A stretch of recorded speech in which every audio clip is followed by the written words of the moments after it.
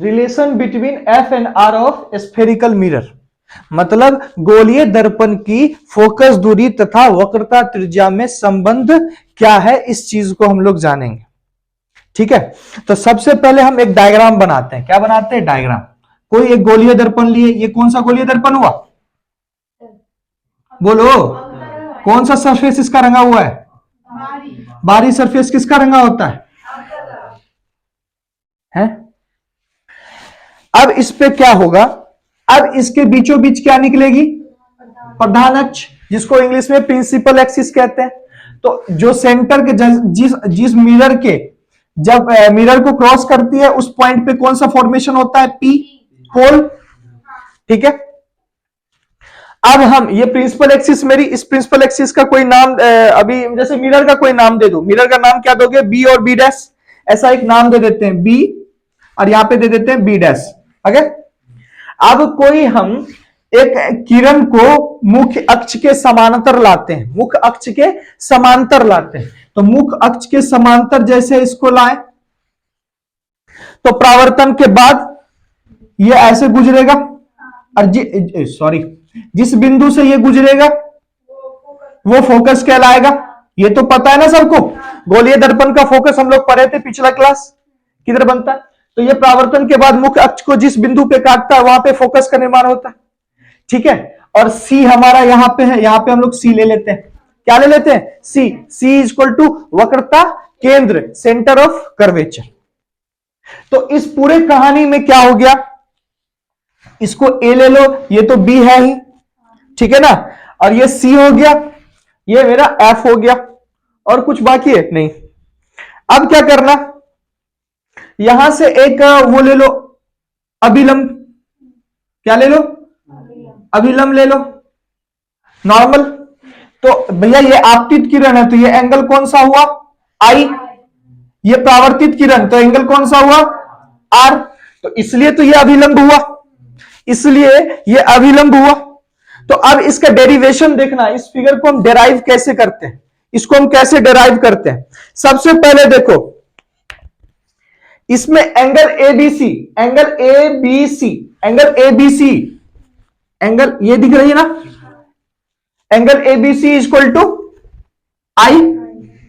ठीक है, और angle CBF, angle CBF, angle CBF is equal to angle are. तो लॉ ऑफ रिफ्लेक्शन के सेकेंड लॉ के हिसाब से, लॉ ऑफ रिफ्लेक्शन के सेकेंड लॉ के हिसाब से angle I is equal to angle r. परावर्तन के दूसरा नियम क्या बोलता था? आई angle I is equal to angle are.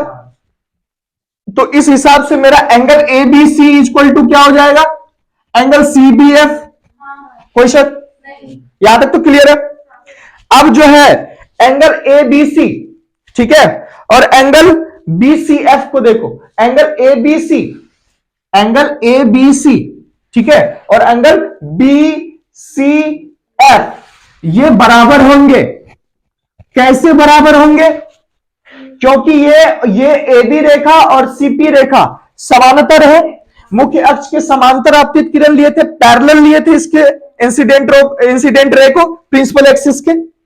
तो क्या हुआ ना कि ये दोनों अगर पैरेलल, तो ये तिर्यक रेखा, और ये तिर्यक रेखा अगर हुई तो ये कोण, क्योंकि ये बराबर ये है ना, दोनों बराबर है, ये बराबर, तो ये कोण बराबर ये कोण होगी ना, एकांतर कोण की वजह से एकांतर कोण बराबर होते हैं। कोई दिक्कत? यहां तक तो दिक्कत नहीं हुई। अब अगला आता है angle CBF, angle CBF is equal to, angle CBF is equal to angle BCF. क्यों भाई? एंगल सीबीएफ को देखेंगे, CBF is equal to angle BCF. CB यानी कि सीबीएफ में कौन सा एंगल आएगा? ये, और बी सी ये एफ। क्यों बराबर हुआ? किस चीज से बताओ?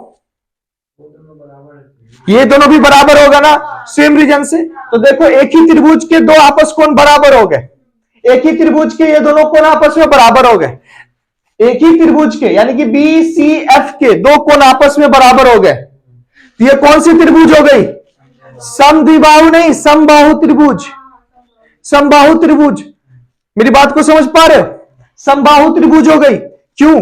इसकी भुजा भी बराबर जाएगी, इसकी दो कोण बराबर ऐसे भी है। तुमको आगे पता है, अरे दो कोण बराबर है ना, समद्विबाहु कब बोलेगे? जब दो भुजा बराबर बोल रहे हैं। यहां हम कोण बोल रहे हैं, दो कोण बराबर चले गए। दो कोण को छोड़ो, एंगल एबीसी, एंगल दो, एक दो और एक तीन, सभी कोण बराबर जा रहा है। दैट मींस समबाहु त्रिभुज हो रहे, समबाहु त्रिभुज हो रहे ना। तो हमारा क्या होता है? बीसीएफ जो है, त्रिभुज बीसीएफ, गौर से देखना, बीसीएफ के बारे में बोल रहे हैं। समद्विबाहु त्रिभुज हुई, सॉरी समबाहु त्रिभुज हुई, समबाहु त्रिभुज जिसकी सभी भुजा बराबर हो, समबाहु त्रिभुज हुई। अब यहां पे अगर ये समबाहु त्रिभुज है, अगर ये समबाहु त्रिभुज है, तो बीएफ बराबर एफसी, बीएफ बराबर, ठीक है। तो यहां पे बीएफ बराबर मेरा क्या हो जाएगा? एफसी। बीएफ बराबर एफसी क्यों हुई? क्योंकि बीएफसी की दो भुजा हुई ना, बीएफसी की दो भुजा। अब बीसीएफ जो त्रिभुज मेरा है वो एक समबाहु त्रिभुज है, समबाहु त्रिभुज की सभी भुजा बराबर, ठीक है। अगर हम इसको किताब के अकॉर्डिंग देखें तो किताब में लिखा हुआ है समद्विबाहु त्रिभुज, क्योंकि यहां पे दो भुजा को लेके ये चला और दो कोण को बराबर लेके चला। हम यहां पे तीन कोण को बराबर हम मान लिया कि तीन कोण बराबर है।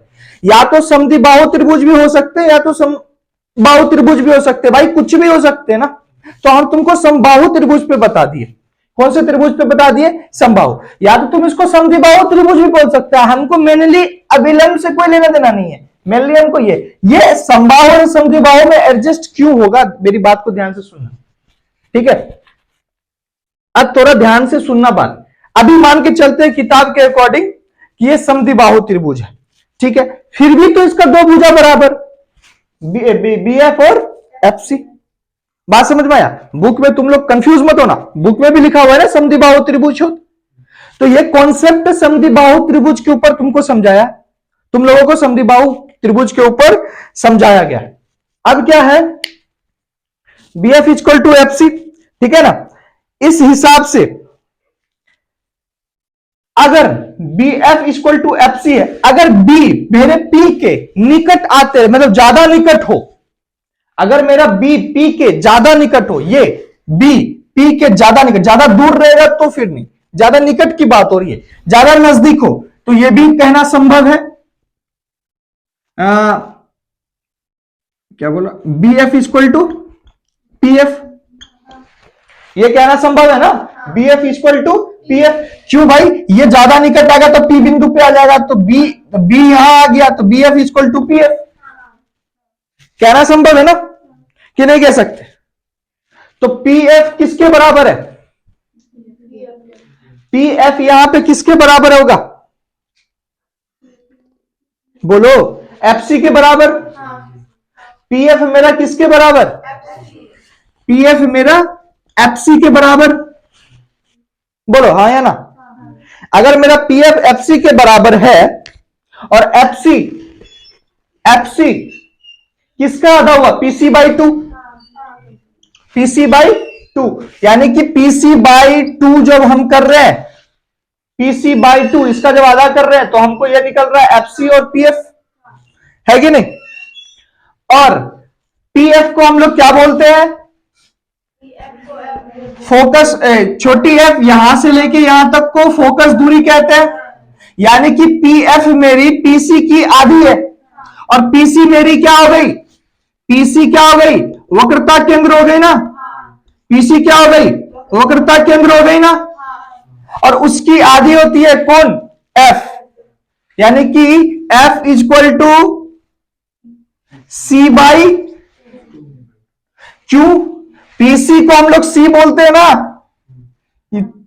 सेंटर वक्रता केंद्र, और टू आधा, पीसी बाई टू, और ये एफ यानी कि PF equal to PC by to.